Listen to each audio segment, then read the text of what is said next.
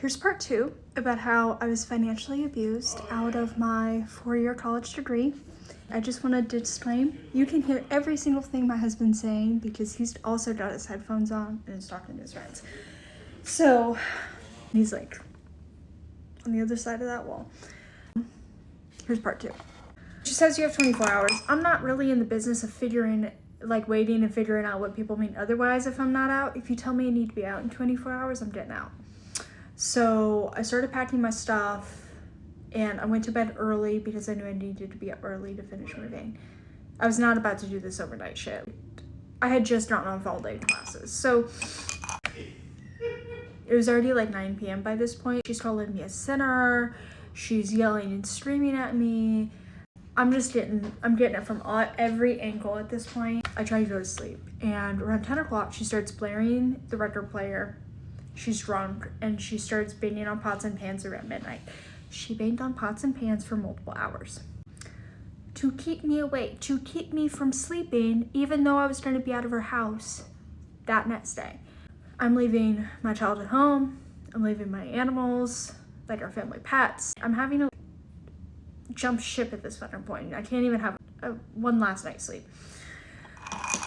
So I somehow, with my 2-door little Ford Mustang, managed to get everything out of my house. I skipped class. I write an email. The teachers do not give a fuck. They said, this will be counted against you. I'm like, whatever.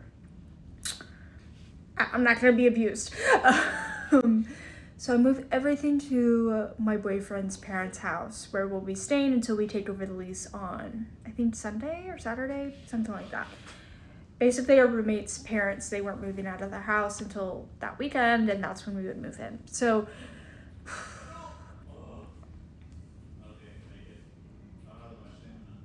by the weekend, I'm trying to reason with this woman. She cuts me off from my car insurance. She's starting to cut off my phone plan, even though I'm under contract with her.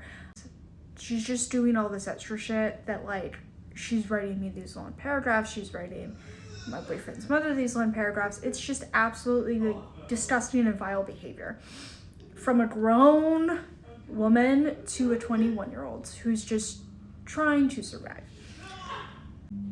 Truly, the most egregious stuff that I cannot put into words to remember properly. So come Monday, she says, okay, I'm definitely not filling out your FAFSA paperwork now. Good fucking luck. That's what she said. Good luck. If you've been to college, you know, once you're already in classes, if it hasn't been fully funded, you basically have to sign a loan. That's exactly what I did. So I met with a financial aid advisor. She said, you have 3 options here. Refile as an independent or something. She said something, I cannot remember the details. She said refile for spring. Fuck that. I had just quit my job and moved out to come to this school. Get married or sign a loan to cover the rest. Those were my 3 options. Every single one of them fucking sucked. So my gracious future in-laws offered to sign a loan for $20,000 so I can stay in school. So I can stay in school, and I had to forfeit all of my aid. I didn't know it at the time. I did not know, but I had to forfeit every little last scholarship, grant, government help that I qualified for. Go to part 3.